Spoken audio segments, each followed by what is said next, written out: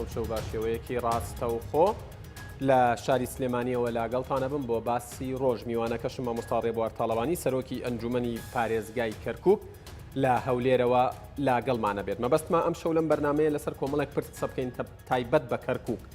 ئایا دۆخی ئێستای کەرکووک چۆنە؟ ئایا هیچی وایەک ماوە بۆی جارێکی تر کورد فەرمانڕەوا و لایەنی یەکەمی کەرکووک بێت؟ مامەڵەی ئەو هێزانەی لەوێن لەگەڵ کەرکووکیەکان چۆنە؟ ئایا ئەو بڕیارانەی دراوە یاخود ئەو گۆڕانکاریانەی لە پۆستە ئیداری و ئەمنیەکانی شارەکە کراوە گۆڕانکاری یاساین یاخود کورد لە ئێستا و لە داهاتوشدا ئەتوانێت تانەیان لێ بدات و هەڵیان وەشێنێتەوە.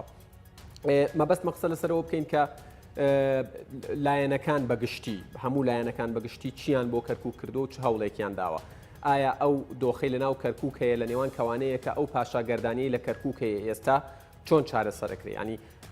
دۆخەکە حاڵەکە گەشتۆتە ئەوەی کە لە کەرکووک ناوی شەقامێک کە ناوی شەهیدێکی سەرکردەی هەڵگرتە بوو، ناوی شەهید شێرزاد ببورن شێرکۆشوانی هەڵگرتە بوو،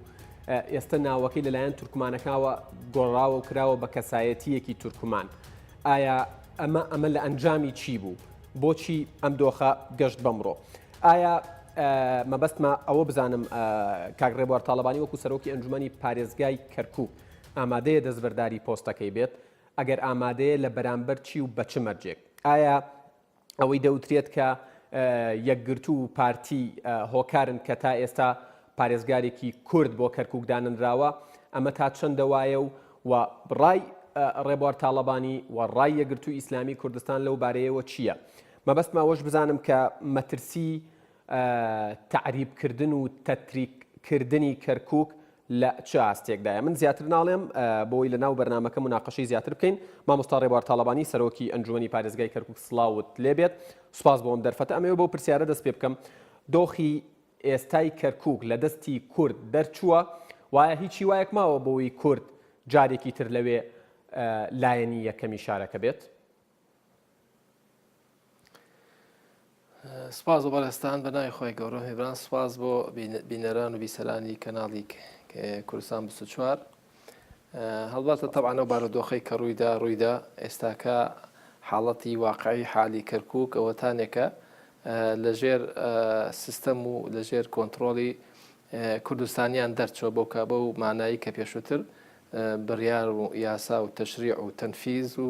تا ڕادەیەکی زۆر بەرەوبردننی دام و دەستگاکان کورتیا باڵا دەست بوو، بەڵام بەداخەوە دوای 16 دیارە ئەو بارودۆخە گۆڕاوە. ئێستا نەخێر ئێستاکە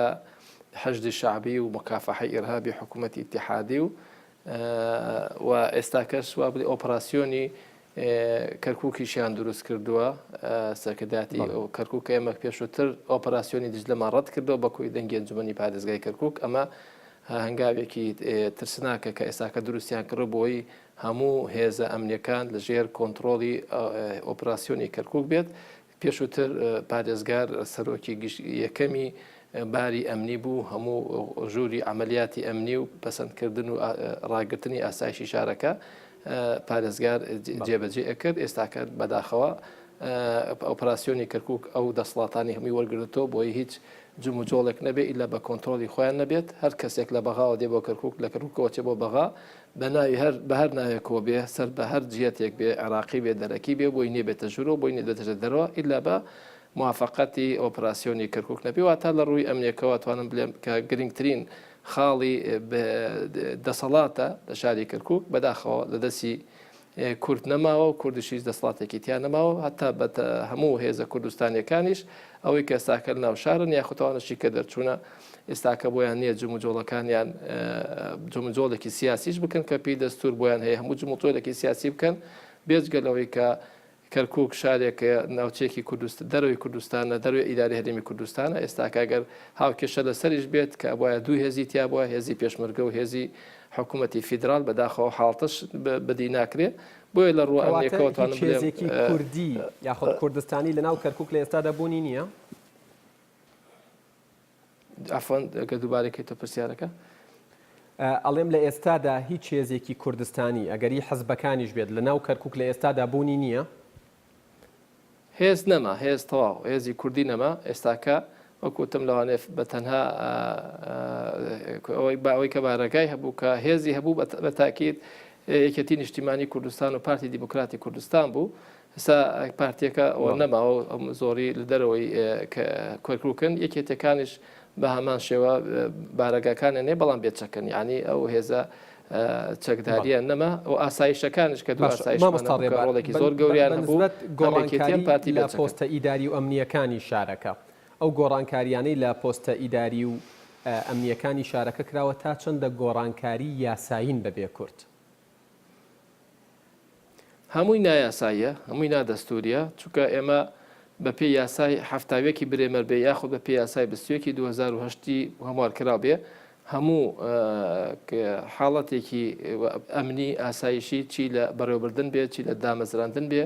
لە پۆستی بەڕێوەبەرە گشتەکان و تا بەڕێوەبەراتەکان ئەبێ ئەنجومەنی پارێزگای کەرکووک مسادەقەی لەسەر بکە بۆ گۆڕانکاری بۆ هەر بابەتێکی ترش بێت ئەوە هیچی بە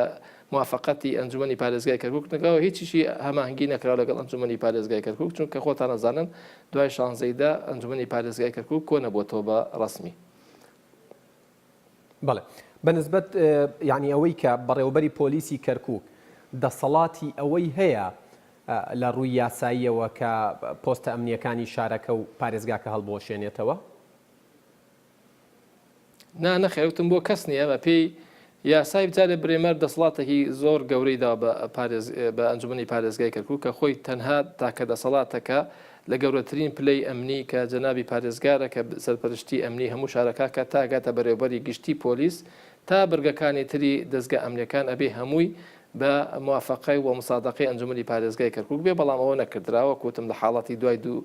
دوای شانزەی ئۆکتۆبەر حاڵەتەکان هەمووی حاڵەتێکی عسکەری بووە وەکو ئەحکامێکی عورفی کە بەداخەوە لە نەدەستور ئەوە پەسەندەکە نایاساکانی حکوومەتی ئیتیحادی بەڵام ئێستاکە حاڵی حازر بە ناشەرعی بە نایاسایی بە نادەستوری ئەو حرەکەتاکەن. باش مادام یعنی تۆ ئەڵێ ئەمانە ناشەرعی و نادەستوری و نایاساین ڕەنگە تا ڕادەیەک ناسیاسیش بن کەواتە کورد ئەتوانێت لە کاتێک لە کاتەکاندا تەعەن یاخود تانە لەو بڕیار و لەو یاسا و لەو ڕێسایانە بدات کە لە ئێستادا لە کەرکووک جێبەجێ ئەکرێن و دەرچوون بە تاکید ئەمە ئەرکی سەرەکی ئەندامانی پەرلەمانی عێراق ئەنجومەنی نوێنەرانی عێراق کە بە تایبەتی بەشی کەرکووک کە 12 ئەندامیان هەیە لەوێنە هەشتی کوین کوردە و دووشی تورکمانە و دووشی عەرەبە و یەکێکیشی کسریانە کرد و ئاشورە ئەم سیانزە کەسا بێت تاعن لەو بڕێرانە بدەن چونکە خۆیان ئاگایان لە دەستور هەیە چاکەزانن و ئاگایان لە یاسای 21 چونکە خۆیان چاودێری ئەەکەن ئەزانن لە یاسای 21 حتا حاڵەتی ئەعلانی بابلین تەواڕی و حاڵەتێکی ئەمنی نایاسایی ئەبێ ئیلا پەسەند بکرێت لەلایەنی ئەنجومەنی پارێزگای کەرکووک کە پەسەندی نەکە نابێت هیچ حاڵەتێکی ئەمنی وا دروست بێت ئەتوانن بگەڕنە بۆ یاسای 21 ئەو پشتڕاستی ئەم قسەی من بکەنەوە و هەر گۆڕانکاریەکە ئەدا لە ڕووی ئەمنیەوە نەخێرە تاسە بەداخەوە ئەو پەرلەمانتارانەی ئێمە لە ئەنجومەنی نوێنەرانی عێراق تاسە نازان بۆ دەنگیان نییە بۆچی بە دەستور و یاسا ئەم حاڵەتی کە لە کەرکووک ڕۆدا بۆ یەکلای ناکەنەوە من ئەوە جێی پرسیاری منیشە. باش مامۆستا ڕێبوار من گوێم لە پەرلەمانتاری کەرکووکی بووە کە پەرلەمانتارە لە پەرلەمانی عێراق ئەڵێت ئەوەی لە سەبارەت بە کەرکووکە وترێت مبالەغەیە و دۆخی کەرکووک ئارامە و پێویستە هەموو وانەشی گیان هێشتۆ بگەڕێنەوە. من نازانم چی گەڕانەوەیەک یعنی تۆ جارێ ئەوەڵەن لەوانە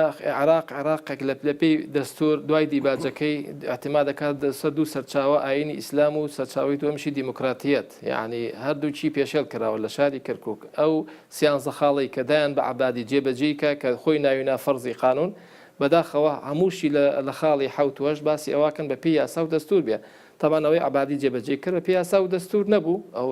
یەکێک لە حاڵتانە 175,000 کەس ئاوارە بێ خەڵی قابلە خەڵک لە خۆڕایی ماڵخۆی بەجێ لێ و کەسوکاری خۆی بەجێ لە کەست بینیوە وەتانی خۆی بەجێ بێت و هیچ بلێ هەروە بۆ خۆشی بۆ سەردانە چمە هەولێر و سلێمانی و دۆک شتی وام زۆر نامعقولە هیچ با بڵێن بارەگای پارتە سیاسیەکان هەمووی بکرێتە مەقەڕاتی حەشدی شعبی و عەسایبی ئەهلی حەق و سەرای عەباس و قودس و کێ تا دوایی ئەوانەی ینی وە ماڵی ئەو کەسایەتانی کە خۆی بە ئەو کەسانە باسی حەشدی شعبی دابەشکراوە بەڵێ بەتاکید بەڵێ با بچەند سێری شارە ئەتلەسکەن ئەو مەقەڕاتانی کە لە شار ئەتلەسە بۆ ئێستا کەمووی حەشدی شعبیتیا هەیە مەقەڕاتی حیزبە کوردستانیەکان عەسایبی ئەهلی حەق و ماڵی کادیرانی حیزبە کوردستانیەکان ئەو بۆتە مەقەڕاتی حەشدی شعبی و هەتا دوایی ئەو عەسایبانە و میلیشیاتانی کەیانە یعنی ئەوە پێشێلکردنی ئەوەی لە دەستورە کالێ خەڵک ئازادە لە دامەزراندنی ئەحزابی سیاسی و مشتبا بڵێن NGO-ەکان بەڵام ئێستاکە ئەحزابە سیاسیەکان ناتوانن ممارەسەی کاری سیاسی خۆیان بکەن لە ترس و تۆقاندنی ئەو جێی شەجەرەڕەی کە عەبادی لەگەڵ خۆی هێنای کە بەداخەوە لە بەڵێننامەکەی وتی من هاتوومە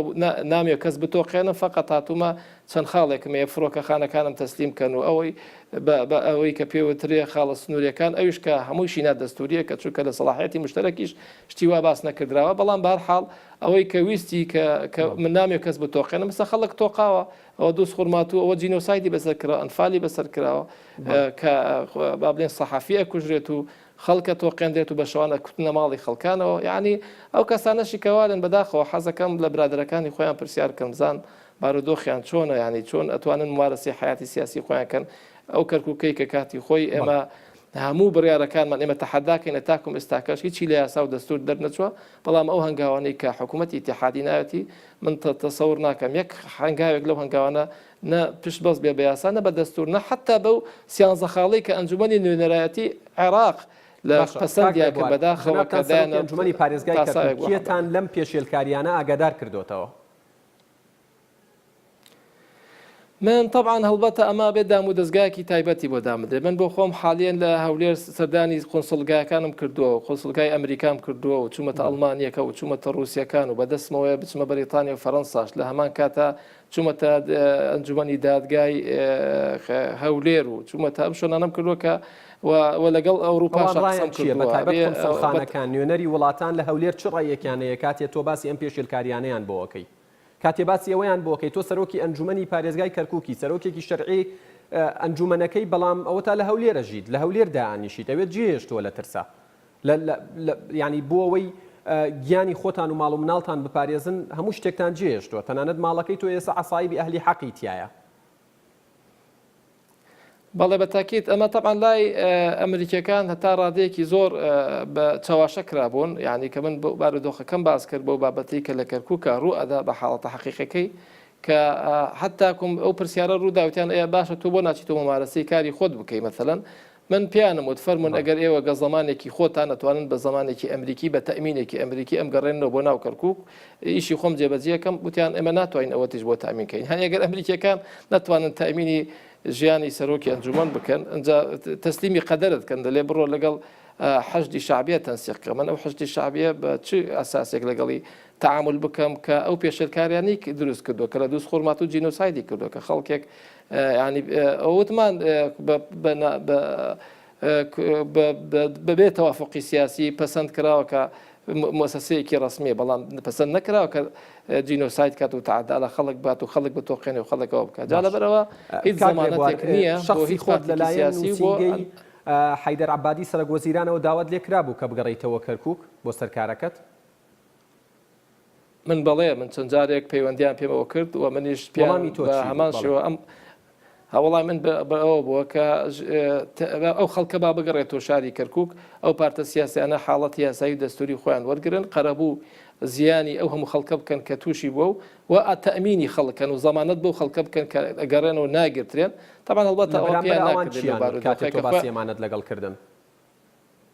ئەوانش تقریبەندانیان بۆدانە کە ناتوان ئێستاکە لەم قۆناغەیە ئەوەی کە کردیانە بەشە دەستوری و یاساکە تێکەڵ بۆ لەسەر پێشێلکارێکە ئاطرافێکی زملیان بۆ کرد کە فعلا هینێ کراوەت بە کۆلەی لە ڕێی خۆی لە ڕێی یاسایی ئەو هێزەی کاتوای تۆ ئەوەی لە کەرکووکە گوزەریە لەلایەن گروپەکانی حەشدی شعبیەوە لە دەستی حەیدەر عەبادیش دەرچووە یاخود با بە شێوەیەک تر پرسیارەکە لەو وەرناگرن ئەوە بێگومانە طبعاً ئێمە بە چی زانیمان ئێمە تا سعات 11 شەوی پێش 16 مانگ هێشتا عەبادی بڕیاری نەدابوو دەبابەکانی حەشدی شعبی گەشتە بەشیریان کردەوە دێ بەشێریان کردەوە تا من لە ئیتیساڵێکی یاتیفیشە لەگەڵ چەند بەڕێزێک لەو ئەفسەرانە و پێشمەرگانە تەلەفۆنم بۆیان کردن وتیان نەخێر هەر فقط لە ئەتا و شۆ نەدیێن کە کاتی خۆی پێش ئەوەی کە دەی بەشیر بگرێتەوە تا ئەوانێ دەن و ئەوەش سنوورێکی کۆنە وتم یانی متاکدن یان ناو کەرکووکەوت یانەوە تاکیدە و زەمانە و خەڵک بە تووشی هیچ لەڕاوکێک نایکە بەڵام نەگەشتە سعاتی سێ شەو هێزەکە اقتحامی کەرکووکی کردو ئەو حاڵەتە ڕوویدا کە هەمومان ئێستا لێتی. باش مامۆستا ڕێبوار یەکێتی نیشتیمانی کوردستان لە ڕێگەی ئەندامێکی مەکتەبی سیاسی خۆیەوە لە کەرکووک ینی ئاماژەی بەوە داوا کە وەکو یەکێتی چاوەڕێی یەکگرتووی ئیسلامی کوردستان و پارتی دیموکراتی کوردستانن بۆی بگەڕێنەوە کەرکووک ئەندامەکانی ئەنجومەنی محافەزە بۆ ئەوەی پارێزگارێکی کورد بۆ شارەکە دابنرێت. ئێوە وەکو یەکگرتووی ئیسلامی کوردستان و جەنابیشت وەکو سەرۆکی ئەنجومەنەکە یعنی دانانی پارێزگارێک بەبێ ئەوەی تۆ وەکو سەرۆکی ئەنجومەن حزورت هەبێ لەوێ تا چەندە یاسایی و دەستوریە و ئایا ئەندامانی یەکگرتووی ئیسلامی کوردستان لەوێ حزوریان ئەبێت؟ ئێمە نیزام داخلیەکمان پەیڕۆیەکمان دروست کرد بەداخەوە دوای 10 ساڵ کە ئەنجومەن بەبێ پەیڕەوی ناخۆ بوو لەبەر بارودۆخێکی سیاسی کە اتفاق ناکرا لە بینی سێ ئەو لیستەی کە ئەنجومەنیان دروست کرد بوو بەڵام لە پەیڕەوەکە ئەلێ یەک لە سەرسیەی ئەو ئەنجومەنە داوایەک بکەن لە سەرۆکی ئەنجومەن جلسەیەکی نایاسایی دروست کات بۆ بارودۆخێک ئەوە بە ینی پەسەندیەکات ئەو من تا ئێستا وینم پێ نەگەشتووە ئەو یەک لەسەر سێیە جا بۆ سەرۆکی ئەنجومەنیشە لە ڕێستەکەوان نووسراوە نەگەشتوە دەستمەوە تاکۆم جلسێکی ناسایی بکەین بۆ خۆیانش ناتوانن جێبەجێ بکەن چونکە ئێستا من کارەکانی خۆم جێبەجێ ئەەکەم و من وەکوم پەیوەندیم هەیە لەگەڵ بەغاشە لەگەڵ مەکتەبی ڕئیس وزەراشە بەڵام ئەوانش لاریان نییە ئێستا حاڵەتە ئیدارەکە من بەڕێوە بم ئەو چی ڕینی ڕۆژانەی معاملاتی هاوڵاتیانێ پێمەگات و واژویش لەسەرەکەم و ئەشی گەڕێنمەوە مافی هاوڵاتیان نابێک دقیقەی کرابۆستێ بەڵام لەگەڵەوە ئەگە بمانەوێ ئەنجومەنەکە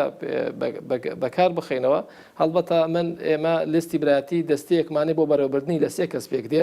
بەڕێزێکیان لە یەکێتی نیشتیمانیە جەنابی کاک ئەحمەد عەسکەریە لەگەڵ مامۆستا محەممەد کەمال لە پارتی دیموکراتی کوردستان و منیش لە یەکگرتووی ئیسلامی کوردستان ئەم سیانە ئەگەردا بنشین بۆ تاوتێکردنی ئەو بابەتە چونکە ئێمە بۆی بنێدار ئاگادار بنەوە لیستی برایەتی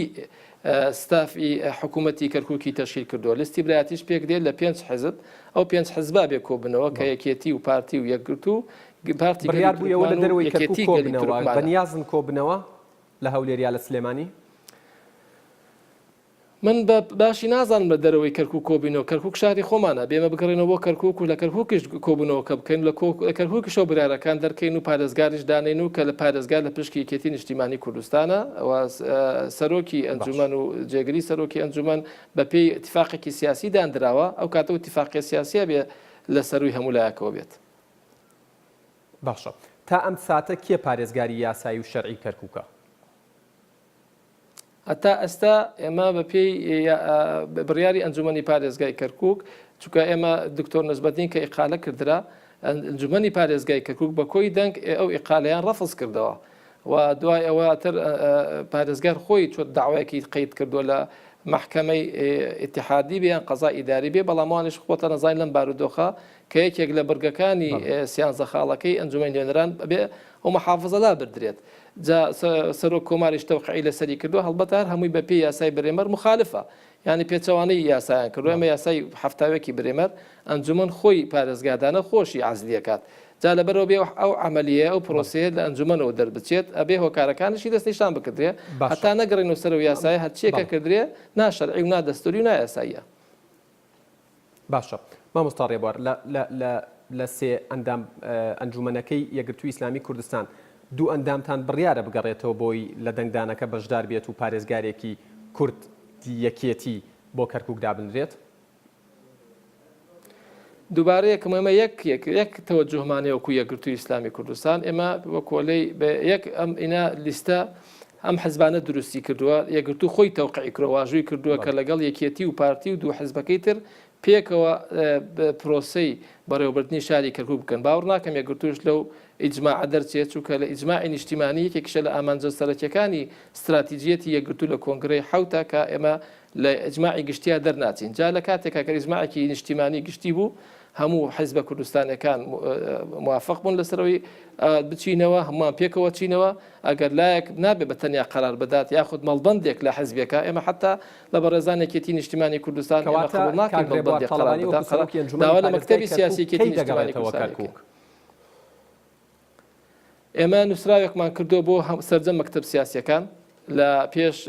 5 ڕۆژ لەمەوە پێش وە چاوەڕی وەڵامین داوامان کردو لە مەکتەبی سیاسی حزبە کوردستانەکان بە تایبەتی سەرەکیەکانی لیستی برایەتی کەرکووک کە وەڵاممان بدەنەوە ئەو خاڵانەی کە دەستنیشانمان کردووە بۆمانی تەمینکەن ئێمە لە سبەی زووتر نیە چین ئەگەڕێنەوە ئەکرێ خاڵی یەکەم داوامان کردووە خەڵکی کەرکووک هەمووی بگەڕێتەوە شوارەکەی خۆی بە زەمانەتەوە دوم شت قەرەبووی زیانەکان بکرێتەوە چی شەهید و چی بریندار و چی لە ماڵی خەڵکی سێمیش ئەو کەسانی کە اختتاف کراونە تاکم ئستاکە بێ سەرشۆنن ئەبێ سەرشۆنیان دەستنیشان کردرێ چوارەم خاڵ دەستنیشانە بۆ کردوکە بێ هەموو حزبە کوردستانەکان بگەڕێنە شۆنەکانی خۆیان پێنجەم شدا ئەومان کرۆ حەشدی شعبی و نامێنێتەوە پێوترێکە مکافحەت الئیرهاب چونکە بەپێی دەستور و یاسا پێچەوانی دەستور یاسایە ئەو خاڵانەمان بۆ جێبەجێ بکەن ئێمە هیچ کێشەیەکمان نابێت لە سوێنێ ڕاستە کە حکوومەتی عێراقی بە ئەنقەست بربەست بۆ دانانی پارێزگارێکی کورد بۆ کەرکووک دروست دەکات ئەوەی بەداخەوە حکوومەتی عێراق سازاین حکوومەتێکی تائیفی مەذهبی متەتەڕیفیشە زۆر و پێشی خۆش نییە کورد پارێزگاری کەرکووک بێ بە دلیل حتا ئەو نوێنەرانی کە دەستنیشان یەکەن کە مستحقی کوردە و لە پشکی یەکێتی نیشتیمانی کوردستانە تاکو مستاکە وەڵامێکی موافقی لەسەری ناتوە لە بەغاوە بەڵکم ئەیانەوێ ئەو جێگەری پارێزگارە دەستنیشان کە عەرەبە و بیدەنە عەرەبیش و لەولاشەوە تەبعاً هەڵبەتە هەندێک لە گروپی تورکمانەکان بەداخەوە سەردانی تورکیایان کردووە ئەوان پێیان باشە کە پارێزگارەکە تورکمان بێت یعنی ئێستاکە کێشە لە بینی عەرەب و تورکمانە بۆ دەستنیشانکردنی پارێزگار نەوەکم یعنی هەر لە بیری ئەویان نییەکەوە پشکی کووردە و لە پشکی کوردشا پشکی یەکێتی نیشتیمانی کوردستان باشە ئەوترێت کە لە کۆی 41 ئەندام ئەنجومەنی پارێزگای کەرکووک 18 ئەندامیان لە ئێستادا ئاوارن لە شارەکانی کوردستان ئەم زانیاریەت وایە بەڵێ طبعاان بەتاکیت بەڵامەتەر لەوانەیە هەندێکیان لەبەر بارودۆخی خێزانی و کۆمەڵایەتی جاجا سەردانی کەرکووک بکەن و بگەڕنەوە بەڵام بە ئەتوانم بڵێم بە قەتعی بڵێ ئەوانەی سە لە کەرکووکە ژێن باوەڕ ناکەم یەک ئەندامێک حتا لە 26 کەسێکیان لە کەرکووک بژێت حتا ئەوانەی لە پشکی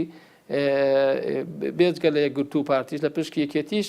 زۆربیان لە سلێمانی سژیانی خۆیانە بەنەسەر بەڵام لەوانەیە بۆ کاری پێویست بگەڕێنەوە بۆ کەرکووک بۆ جێبەجێکردنی هەلێ لە ئەرکەکانیان مامۆستا ڕێبوار باس لە پرۆژەیەکی تورکمانەکان ئەکرێت بۆ ئایندەی کەرکووک باس لەواکرێت کە تەنانەت ئەم زانیاریانە پشتڕاستیش کراونەتەوە کە تورکمانەکانی کەرکووک لەگەڵ تورکیا دانیشتون و باس لەواکرێت کە پرۆژەیەکیان ئامادە کردووە دەیدەن بە عێراق بە ئێران لەگەڵ ئەمریکیەکان و تەنانەت بریتانیەکان و نەتەوە یەکگرتوەکانیش تاوتوێی ئەکەن بۆ ئەوەی پارێزگاری کەرکووک لە داهاتوو وەرگرن ئەمە لایەنێکی پرسیارەکەمە لایەنێکی دیکەی پرسیارەکەم ئەوەیە جەنابتان ئامادەن دەستبەرداری پۆستەکەتان بن بۆ کەسێکی تورکمان ئەوەی بەش یەکەمی کۆبوونەوە بەردەوامە کە بەداخەوە نازانم ئایا تورکمان لەلایەکە خۆیان بە وەتەنی دانن و خۆیان بە عێراق الموحەد دانن و پشتگیری لە عەبادیەکەن و پشتگیری لە کەیسە وەتەنی عێراقیەکان ئەگەر لایەکی تریشەوە تەوەجوهیان لە تورکیاوە بۆ دێ نازانمە چەندی بەچەنە لای حکوومەتی عێراقی ئەمە بۆچی کەسێک نایکات تەقالب بینایداتە دادگایەکەوە کە نابێت ئێمە یەک لە سنووری لە دەوڵەتی عێراق ئاژین و نابێت بڕاریش لە تورکیا بۆ عێراق بێتەوەش تەدەخولە لە شؤونی عێراق و سیادەی عێراق ئەبێ و تورکمانانە خۆیان جادەی تورکمانی لەو سەرکردانیان پرسیارکەنەوە ئایا ئێوە گوێ لە عەبادی ئەگرن یان لە گوێ لە ئۆردوغان ئەگرن ئەما بێ پێش هەموو شتێکلا بکرێتەوە دوای ئەوە داوای ئەرچێکەکەن لە شاری کەرکووک شاری پێکەوە ژیانە ئەبێ پێکەوە دابنشین ماڵی کەرکووک دروستکەینەوە ئەبێ ئەمەی کەرکووکی کە ڕەسەنەکانی شاری کەرکووک ئەمان دانشنم حاڵتە بکەن ئەو ئەرکەی من ئەرکێکی من جێگری سەرۆکی ئەنجومەن بووم بە وەکالەت سەرۆکایەتیەوە 4 ساڵی بەمەڕێوە و من تاکم ئێستاکە ئەو پشکە من لە پێی اتفاقی سیاسی لیستی برایەتی شۆنی خۆم مەزانم شۆنی خۆم کوێیە بەڵام ئەوەی کە لیستی برایەتی قەڕای لێدا ئەوەیە کۆتاییشتەکان و ئێمەش بە انتخابات زۆرینی دەنگمان هێناوە دەیان جاریش داوامان کردەوە تەنها بە بڕیاری لیستی برایەتی تۆ دەستبەرداری پۆستەکەتە بیت بە تاکید ئەوان چی تەکلیف لە منەکرد من لە خزمەتیانم. باشە بەنسبەت ینی ئەو هەنگاوانەی لە کەرکووک ئەندرێن ینی بۆ نمونە لە پێشەکێکەش ئاماژەم پێدا شەقامێک کە پێش چەند ڕۆژێک لە 16 ئۆکتۆبر بە ناوی شەهید شێرکۆشوانیەوە ناونراوە ئەو شەیدەی کە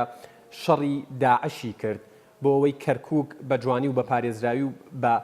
ئەمن و ئاسایش و سەقامگیری بمێنێتەوە ناوی کەسایەتیەکی تورکمانی لێنراوە. لایەنی دووەمی پرسیارەکەم ئەوەیە مەترسی تعریبکردنی کەرکووک لە چ ئاستێکدایە لە ئێستا ئەگەر بە کورتی بێ سوپاس دەکەم. ئەوەی یەکەمی بەش یەکەمی ئەوە جارێ ئێمە لە ئەنجومەن ئەبێ بە لزنێکی تەنسیقیمان نەبوو بە کۆی دەنگە بێدا بنشین ناوی شەقامەکان و ناوی گەڕەکەکان بنێن کەەوەش پێچەوانەی قەراری ئەنجومەنی پارێزگای کەرکووکە بێت چارەسەر بکرێت نابێ مەجاالش بدرێتەوە ئەو بڕێرەش بڕێرێکی نایاسایی و ناشەرعی و نادەستوریە بەشی دووەمیشی نەمزای بەشی دومی داوای لێبوردنەکەم پرسیارەکەت ئەوەی ئەوترێت لە ئێستادا بەلێشاو خەڵکەێنرێ بۆەوەی کەرکووک تعریب بکرێتەوە وەک جاری جاران. کەرکووک تعریب ناکرێت بۆی چاک بزانند کەرکووک تەشیع کردرێ ئێستا بە شیعا کردرێ شیعەیەکی زۆریان هێناوەتە کەرکووک و سەرایەکی زۆریان هێناو یعنی ئەوەی حزبی بەعس کردی ئەبێ بڵێن هەزار ڕەحمەت لە حزبی بەعس چونکە حزبی بەعس بەتەنها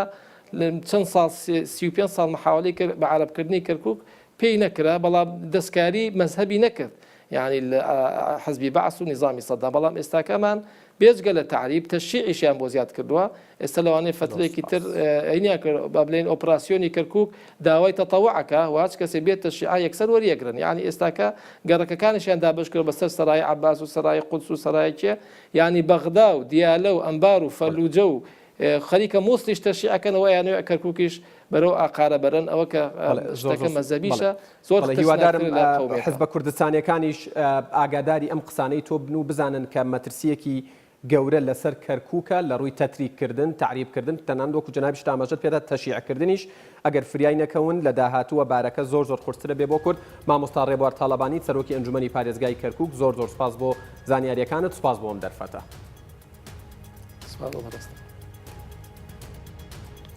بەڵێ بینەرانی ئەزیز باسی ڕۆژ کۆتایی هات ئێوە و کوردستان لە ئەمانەتی خوادابن خواتان لەگەڵ.